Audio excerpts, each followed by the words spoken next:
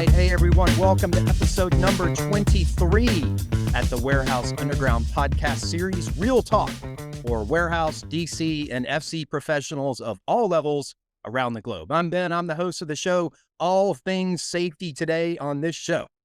If you work in warehouse, DC, FC, you know safety is everywhere. It's on posters in the hallway. It's in the break room. It's in the bathroom. It's at the beginning of every presentation. Safety is always top of mind. So I really wanted to have somebody on the show that is also everywhere when it comes to safety, but this person is all over the country when it comes to safety. His name is Sam Goodman. He is the founder of the HOP Nerd LLC, which is human and organizational performance as it relates to safety in the workplace. Yes, he is a consultant with his firm, but he's done so much more than that in the industry. He is a coach. He is a published author of multiple books. He has some very cool products that relate to safety that we'll talk about later in the show.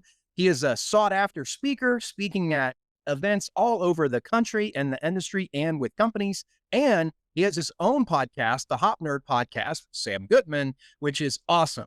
I love it. It's spicy, sharp, on point, but it comes with a little bit of a different slant than what you maybe be used to in the world of safety. And that's what I really appreciate about him. So I'm excited and thrilled to have him on the show. I think he will be an awesome guest for you guys, and I can't wait to talk with him. So with that, I'll bring him onto the stage. Sam, my friend, thank you very much for coming on to the Warehouse Underground podcast. I'm honored. How are you today? Doing awesome, man. Just excited to get to spend a little bit of time chatting with you. Yeah. Pumped. Yeah. I love it. Right. Like I always say this with a lot of the guests that come on the show, but I do appreciate the fact that someone that you've never met, that you've never heard of, reaches out to you online and says, "Hey, I really like your stuff. I run this podcast. Would you be interested in coming on?" Sometimes you just get crickets when you do that. Other times people take the leap. You definitely took the leap and came on the show, Sam. So I really appreciate that. Thank you again. Yeah, not a problem, man. You know, LinkedIn is the Wild West, and that's where we end up communicating with a lot of folks out there that we don't necessarily know too well yet, right? And unfortunately, you get a lot of those messages. It's like, "Hey, come on my podcast, and then also here's your invoice for coming on my podcast." So scam, LinkedIn scams, and so but I always read them, and I'm glad this wasn't one of those. I'm excited to be here, man. Yeah, so true. This just everybody knows this podcast is free. So I'm not no one is paying to go on the Warehouse Underground podcast for that. So Sam, before we get too deep in the show, I mean, you've had an amazing career in the safety world. I mean, the things that you've done are awesome, very unique, very cool. And I know that I am in the warehouse and distribution world, but you've kind of focused in some other areas, manufacturing, nuclear, construction, and those type things. But you just tell the audience a little bit about your background in that world and kind of what led you to where you are today. Yeah, absolutely, man. What I do nowadays is probably wildly different than where I started. At least it's well outside of what I could have ever imagined myself doing. Way back when I started in the safety profession, I started in it at a pretty early age. Prior to that, I spent time on the sharp end and as a leader, in the organizations that I worked in. But I found my way to safety, and I spent going on 16, 17 years working directly in that safety world. From the sharpest of the sharp end of that world of like the boots on the ground safety person, the field person running around all over the place, all the way up to corporate leadership in that space. Now, the industries that I mostly worked in, it had to do with construction, more importantly, power construction around building power plants, different things like that. And I spent a whole bunch of time, the biggest chunk of my time working for utilities, most of that in the power generation side of the business, in particular in commercial nuclear generation, and then into non-nuclear generation. So I think fossil power plants, coal, natural gas, and renewable stuff. And then eventually finding my way into just all of it. So everything from people reading meters to customer service, to transmission and distribution, to power plants, to all the support that kind of goes along with that. But nowadays I spend time with a little bit of everybody, all over the map, really all over the globe. tons of time with manufacturers. If they make it, I have probably seen them make it, which is kind of cool. It's kind of like being living in that show, How It's Made. It's pretty interesting Yeah. to me. I like to nerd out on that stuff. So all the stuff in manufacturing, from candy bars to pharmaceuticals, still a ton of time in power generation, construction, maintenance, just all over the map. And nowadays, I spend most of my time working in the space that we refer to as human and organizational performance. Really, if I had to describe myself in a short string of words here, I would probably call myself a recovering safety professional more than I would call myself a safety professional proper these days, because it expands so much farther than that, right? To quality and safety and operations and well beyond. Yeah, and I've always felt like safety is one of those topics. It's a little bit like leadership.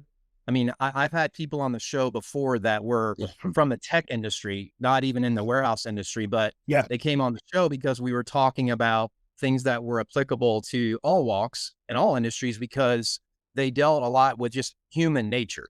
yeah, And safety is a huge is a huge human nature field. I think we can all agree. I'm sure that you see that. I mean, it's in the title of the Hop Nerd.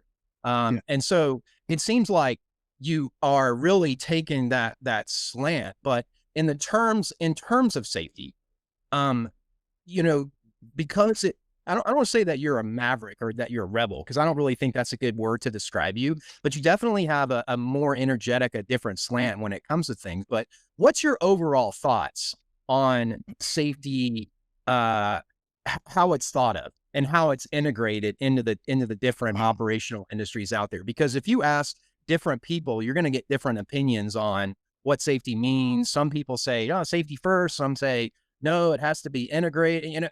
You get a different answer. So what are your thoughts on safety and how the general vibe is for it today in 2025 out there in the workforce? Yeah, it's a mixed bag. I think that's probably probably the best way to describe it. It's so it's so different from organization to organization to organization. Um, I I don't want to spread these apart into two completely distinct buckets because that's not fair. And that's not completely accurate, but I think for the sake of conversation, I think I'm going to put them into completely separate and distinct buckets.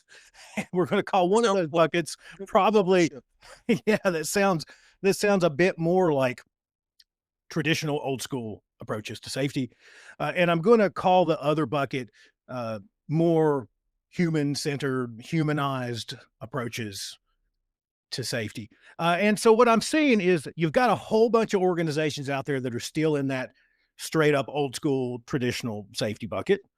You've got a growing number of organizations that are in this, we'll call it maybe new view bucket, this humanizing our approaches to safety and beyond bucket. Over here, you got more going into that as we continue to kind of spread this word. And most are probably somewhere in the middle, trying to figure out how we go from the way we've always done things to what's next. What's next? And almost always, it's going to involve some blend of the old school stuff that's good that we know we need to keep. We don't want to throw the baby out with the bathwater, but there's some really gnarly things that we do in the name of safety. So how do we move forward and pull some out of this bucket as well? So that's a bit of a rambly way of saying that most of the industry that I see, it's kind of all over the map, varying degrees of that. Most of the organizations that I spend time with, they are somewhere on that journey towards doing things a bit differently. I mean, so most of the companies, most of the people that I get to interact with, they're not firmly rooted in the past. They're thinking about how we go forward. So some of what I see is probably skewed, right? I'm not getting this big zoomed out picture because let's be honest, if somebody's calling me, um, it's usually not to come in and tell your frontline workers to try harder and be more safe. Yeah. That's usually not the conversation I'm having. Yeah. Now, and you use a term, and I'll throw this out here because I've heard you use this term, and I love this term. You've used the term operational realities a lot. And And how I take that is there's the how things should run, or the book, or whatever, and then there's the reality, there's the real world of what's actually going on. And I feel like in the ops world and distribution, and really in safety, sometimes the old school is to really focus and treat things as if operational realities are not a thing. People would never do a workaround, they would never try to do something different, they always follow the safety rules by the book. But most people, Sam, I feel like in general want to do the right thing. Of You course. know what I mean? Yeah. Like if you look at the bell curve of like people, yes, there probably is a little bit on the peripheral on both end, but in general, most people want to do the right thing. But I Yeah. think a lot of times in the safety world, people glob on to just rules, reports, and metrics Mm. because they're hypersensitive to looking back. You know what I Yeah. mean? But it seems to me like the hop nerd is really taking a completely different look at this. I mean, is that the flavor that you're trying to bring out there? And if you do that, Mm. how's that received? Right? I mean, Yeah. how does the safety industry receive that if you're shaking things up in a different way? Because there's probably some old school safety pros out there that are really not into your way of thinking, like not into your philosophies. So Right. Yeah. Yeah. Yeah. Man, there's so much. There's so much to unpack with that one. Um, yeah, so I think to start, right, if we're talking about these approaches, we're talking about human and organizational performance, probably the right place to begin to answer that question is around the intent of what we're doing. And what we're really talking about at really the base level of human and organizational performance is a change in organizational assumptions, right? gotcha. We're talking about going down this path where we don't see people as a problem to be managed, but we see them as problem solvers, right? At a very basic level. We understand that blaming people doesn't really fix anything. Yep. It doesn't make things that much better. That error is normal.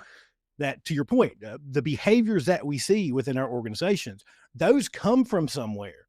Uh, Context matters, and we need to seek to understand this context, and on and on and on. I'm not going to just rattle off all the ideas and principles. Where I'm moving towards is this idea that when we apply these better assumptions within our organizations, we start to create an environment in which people can actually tell the truth. Yep. And that's massive, right? Because to the point of operational reality, there's not a single number, there is not a single measure, there is not a single freaking spreadsheet on this planet that I will believe more, that I trust more than the story of normal everyday work that comes out of the mouth of somebody that actually freaking does it. Yep. And so we have to create that environment where those people can teach us about the operational realities that they face every day, every night, just trying to get work done.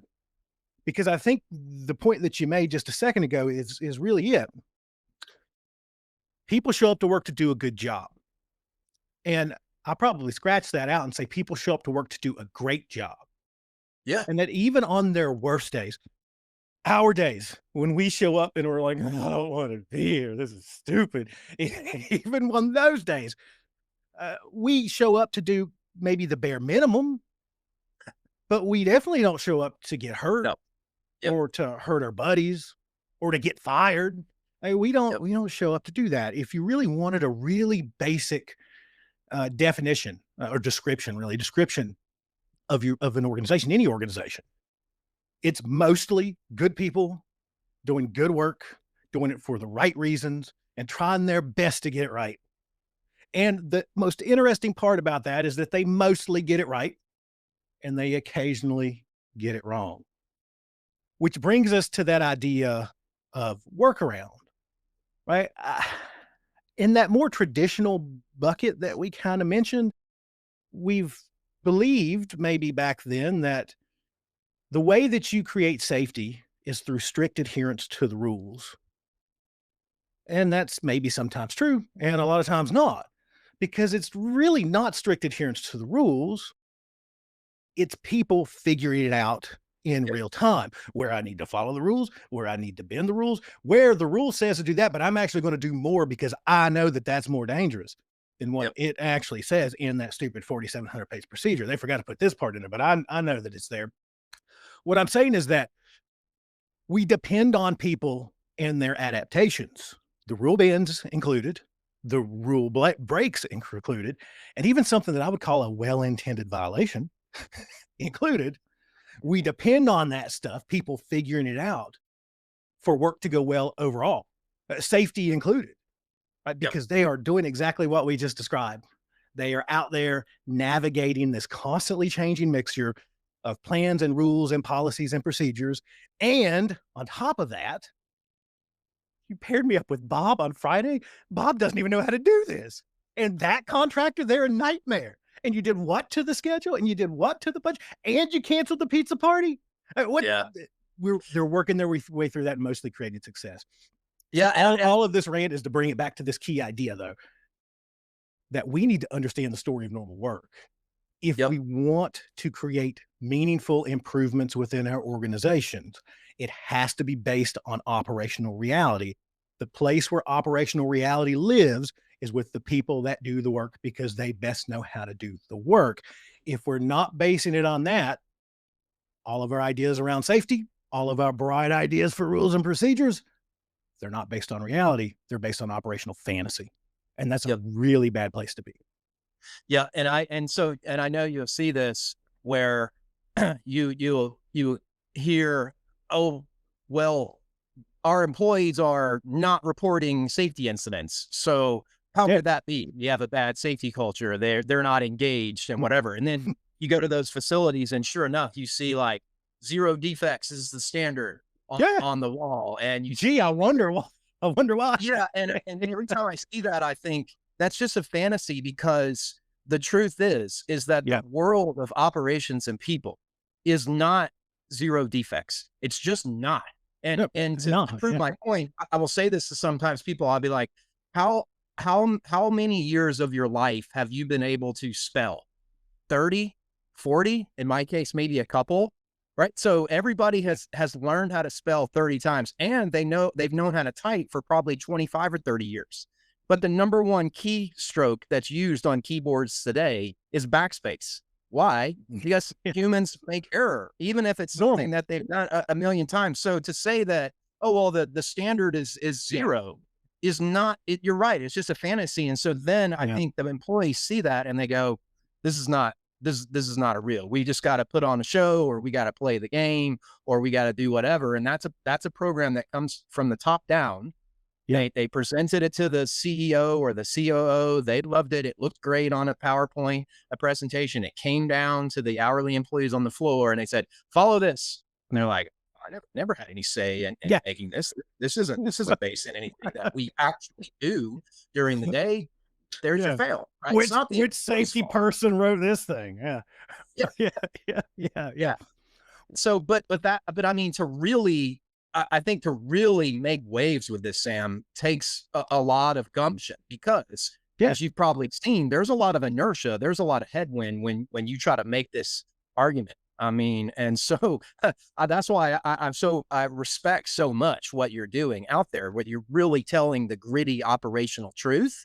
Yeah. And but once you do that, then you can get to real solutions. If you want real solutions, here's how to do it. If you just want to look good on a presentation or whatever, okay, fine, we can do that. Yeah, And yeah. I love that about you, man. Yeah, I respect that a lot. there's a big difference between the LGI, the looking good index, right? The spreadsheet that has those boxes that can change, right? I'm horrible in Excel. It's something I never mastered. I know that's weird for a safety pro to say, but maybe that's why I got kicked out. I'm recovering now, right? But those boxes where they change from green to yellow to red, and we put that in there. We build that in there, so when the numbers change, they'll automatically change. But they're never allowed to change, right? They're only allowed to be green always or else, right? That's kind of always on the backside of that, the big or else part. What you mentioned about these signs. And I've got one back there. I've got one over there. I've got some that people donate to me. When they decide to rip them off the walls, they decide to send them to me from time to time because they know I like using them in videos.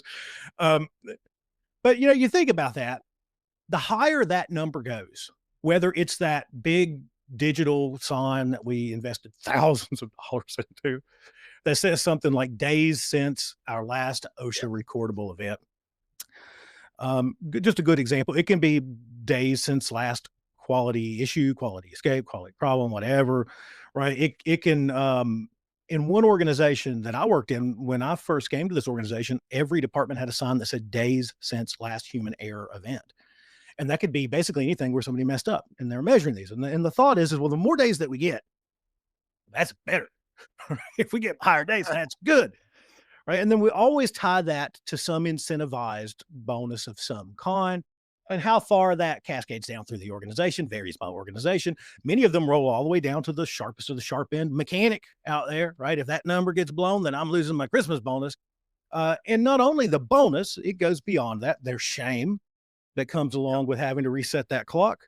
There's pain that comes along with having to reset that clock, stand downs and mandatory retraining and a new safety campaign about getting that number higher next time, and the list goes on and on, even down to public humiliation of having to stand in front of the group because you're the one that carried the trash out, you threw your back out, and they gave you a prescription medication. So now you run the OSHA recordable streak, and you got to stand up there and read off of your paper about, how this happened to you and how other people shouldn't be like you.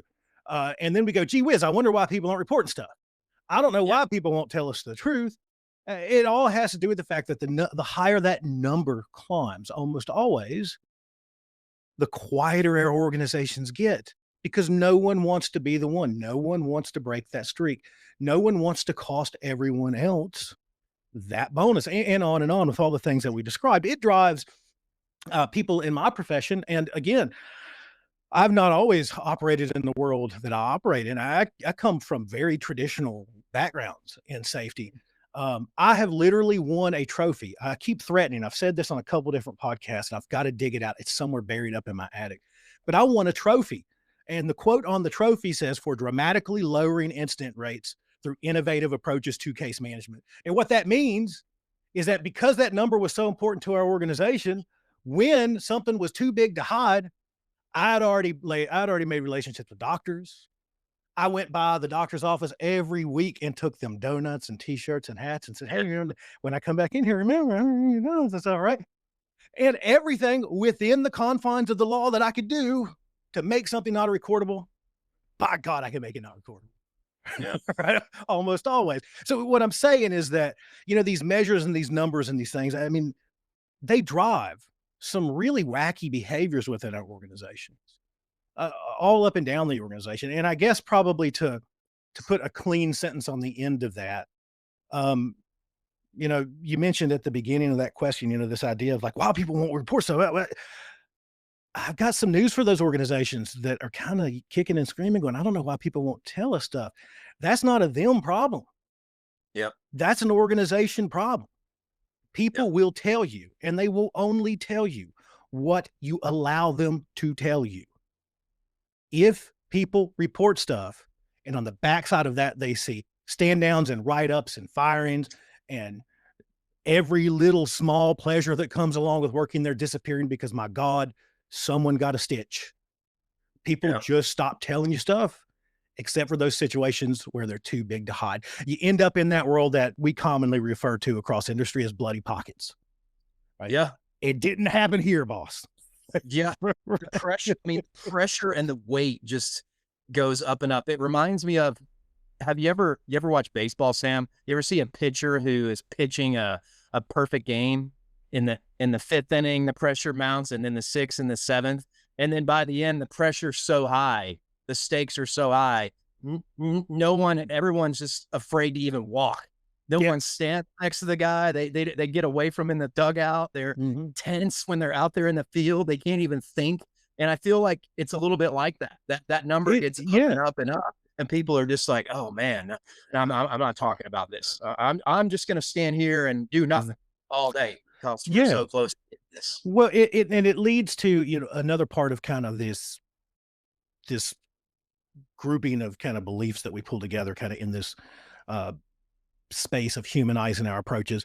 And it really leads us to this question of what does safety really mean to our organizations? And Yeah. is that high number, of days without an event? Is that not a number at all? Is it actually nothing? And what I mean by nothing is it zero, right? That's obviously a big thing that we talk about.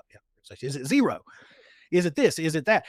And really, if we go into these ideas that come from a guy by the name of Sidney Decker, and this stuff called safety differently, he goes down this path of saying that safety isn't the absence of negatives, it's the presence of positive. So it's not the absence of events, right? If we want to think about it more along this lines of it's not the absence of events, it's the ability to have events with less outcome, right? Yeah. That's kind of where my brain lands. We'll throw this word capacity in there. It's not the absence of events, it's the presence of capacity. I like the word margin a bit better because people in our world Yeah. know what margin means.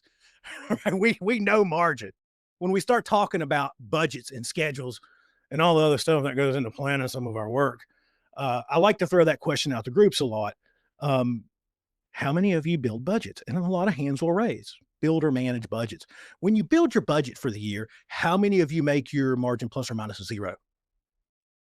And the answer is only if it's your first time building a budget. Yeah, yeah, right. Because why do you actually build in margin into a budget or a schedule? And it's for very good reason. Because they're operating under the exact assumptions that we just talked about. There's a lot of stuff that we can control, but most of the stuff we can't control. And we know that failure is never an if, it is a when. Things are Yep. going to go wrong. And so, at least if I build in that margin, when things go wrong, when that supplier can't get me the part that I need and it's 2 weeks behind, even though I paid lots extra to get it here when I needed Yeah. it, that's okay. I built in some extra days into the schedule to make sure that even though work has gone wrong, it can still go right. Yep. Now, to put that into, to me, that's safety, right? That's safety in a nutshell. If we think about what true, effective operational safety is, right? To me, one of the best examples of safety in our work worlds is a bollard, right? And so Yeah. I get to ask these funny questions, right? I spend a lot of time with a lot of different folks. And these are the kind of questions that I like to ask because number one, they look at me really funny. And what I mean by funny is they look at me like I have like an arm growing out of my head or something, like those kind of things. It's like, what do you mean? I'll show them a picture of a bollard and I'll be like, well, what is that? And they'll say bollard. But I have to ask because some organizations don't call them bollards, believe that or not. I was in a place where they called them permanent vertical safety barriers. Uh, Their procedure That's writers are making some extra money, right? They're where they should be because they're really putting some effort into those things. But I always ask people, well, why the hell do we install a bollard? What's the point of that? And then somebody will eventually say, well, it's to protect the stuff that's behind it. Yeah, well, duh, that's kind of the obvious thing. But what is that bollard's only purpose in life? Why do we install bollards? The simplest answer is so that we can hit them. Yeah. That's it. That's the only reason why we install them in the field, right? That's the only reason why we put them in our facilities is so that we can hit them with crap. Yep. That's it. Now, if we're operating under this idea that all events are bad, and if we have any events, we're bad and we suck at safety. If we hit that bollard and it works, we suck at safety because we should have never had the event to happen in the first place.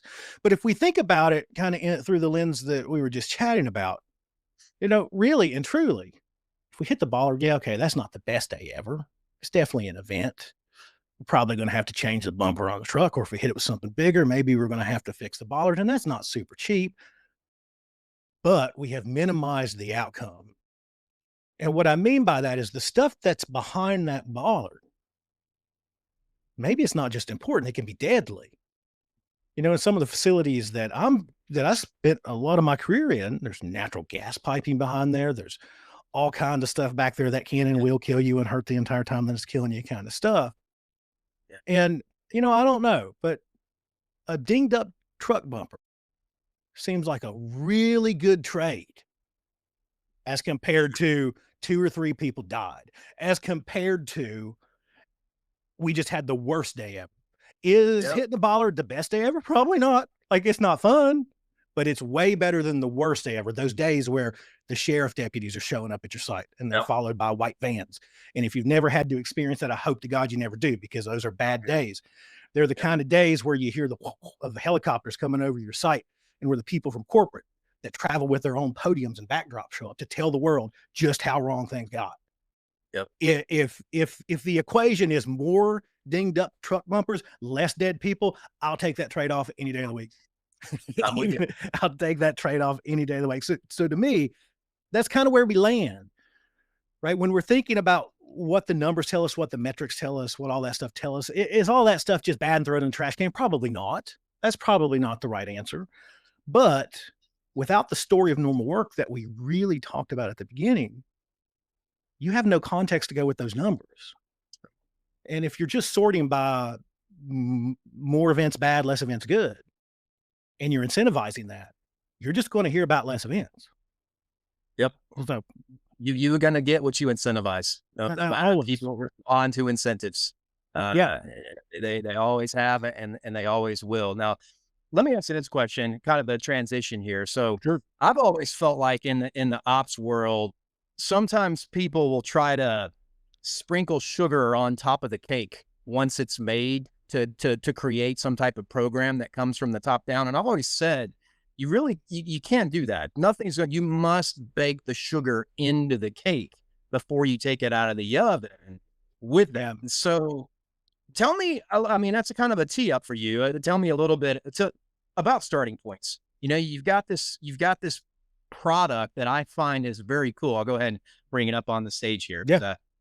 because I have a picture of it. But tell me about starting points. What is it? What are they? Because I feel like when I looked at it, it's trying to do just that. It's trying to get the sugar baked into the cake and get all this integrated in operations as they work and not just told to them. Yeah, exactly. So, starting points, they're built on pretty much everything and a bit more of what we've talked about so far. A big component of what I do with organizations is teaching them how to do operational learning. So, tapping into that story of normal work that we've talked about. We do that in a post event capacity, right? Where we're thinking things have gone wrong. We need to learn more. And the way that we do that, as compared to maybe a more traditional incident investigation, right, is we actually involve the people nearest to the work and learn from them, almost always, even including the people that experienced the event. Who has more involved in making that not happen again than the person who almost always, quite literally, has blood? Sometimes it passes into this event. Who knows best how that thing goes wrong than the person that experienced it going wrong, right? So we do that in a more formal fashion with these things that we call learning teams, right? This process that we use. Now, we also do learning teams pre-event, which is really where you get the most bang for your buck, because work mostly goes right. Events are the anomaly within our work. That's not the norm. Our organizations almost always create safe and stable outcomes, right? That's what we're doing. So if we're just learning when things go wrong, we're missing the whole picture over here. The problem that we run into is that learning teams can be a little bit, they're not super formal as compared to things like root cause or even 5 whys or obviously incident investigation, but they can still be a little bit time consuming and a bit too formal for just day to day kind of normal operations. So I've spent a lot of time with leaders teaching them how to ask operationally curious questions, right? And these questions are always built on this idea, not of auditing for compliance, not of going out and looking and comparing work to the rules, but spending time with people nearest to the work, whatever that work may be, and understanding their work through asking questions that sound like, can you teach me? Can you show me? Learning focused questions, right? Those kind of questions. Now, part of this, I would always run into this thing where people are like, give me a list of questions. And in my world, we're kind of shy with that stuff, because we know that if we build a list of questions, sometimes people think that's the list of questions instead of a list of some questions. And then they pretty quickly copy and paste that into their organization and then put rules around that and say, thou shalt do this.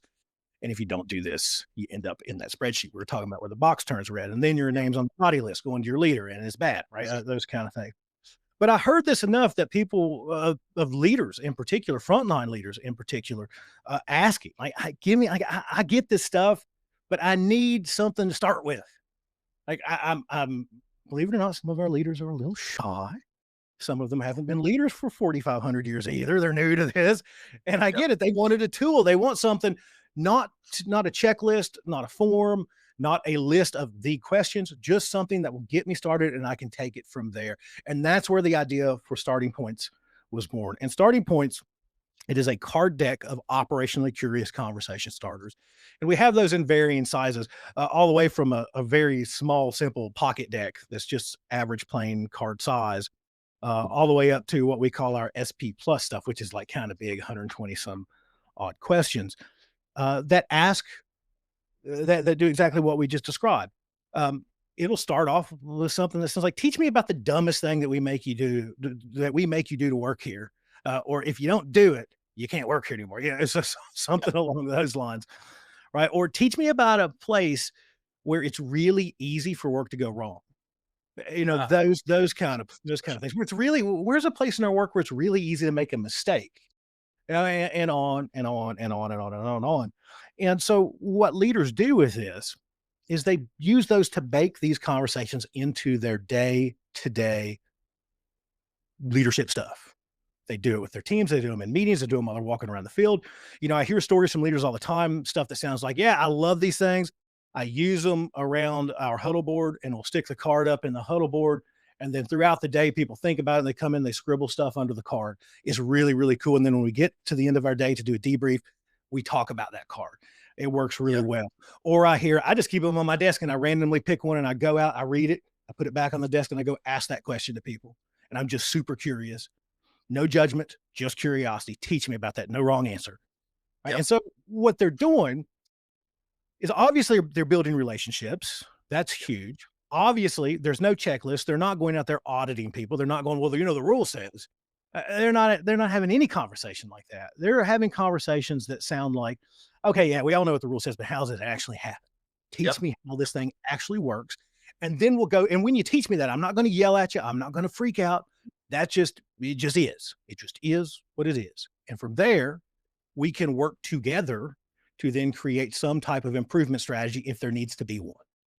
We will Yep. work together to solve this problem. I'm not going to run off with your information and then work with the safety person to come up with an idea that we're going to come do to you. We're going to figure this thing out right here together because you likely have the best answer to this problem, not me, because you do it. So Yep. those cards, they open up those conversations, and the organizations that have deployed these, um, the micro improvements and adjustments that they discover in real time, the things that they create with the folks nearest to the work in a really efficient way, just through having interesting conversations, the impact has been massive.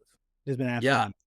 I think I love this idea because it's natural, it's fun, Yeah, it's clever. There's no clipboard. Most of done. what you see with safety walkarounds is someone with a clipboard and they're going around. And I hate to tell you this, but if employees out there see somebody with a clipboard, they're scattering. I mean, Yeah, right? I yeah, don't care instantly. who it is. I'm scattering, but if The I see somebody holding a deck of cards, I'm like, wow, what's that? the only thing that scares me more than a clipboard in our modern work environment is an iPad. That's the only thing that scares me more. I tell you myself a little bit with the clipboard there. It's all I I had but clipboards. Yeah, I had clipboards too, man. Some people, oh, some of our youngsters out there probably say, "What's a clipboard? clipboard, I don't know what Is that like an app? What?" there's a clipboard app on your iPad. Get it, download. All right, Sam. So you everywhere, man. You got website, you got the podcast, you consulting, you're speaking all across the country. How do people find you? I mean, where do they Yeah. find you? How can they work with you? What do people do if they want to find out more about you? Yeah, one of the greatest ways to connect with me is just go follow along on LinkedIn. It's just Sam Yep. Goodman. You'll see my ugly mug over there. It's super easy to find me. Same thing with everything that we've got going on, kind of our revolving cast of characters kind of in our world. There's a company page, the HOP Nerd LLC. There's Darrell. Darrell obviously is over there making big waves on LinkedIn in the traditional space. You can just follow him at Darrell The Safety Man. But all things social media, if you look for Sam Goodman or the HOP Nerd, if you're into the deep cut that I post on Instagram, you can follow there. We're always putting stuff on YouTube at the HOP Nerd, all kinds of stuff like that. The website is probably the best way to find out more about how I can help you in this space of humanizing our approaches to safety and beyond. And I spend a lot of time with organizations not talking about safety directly, just talking about operational learning and improving how we create the environment in which that's actually possible.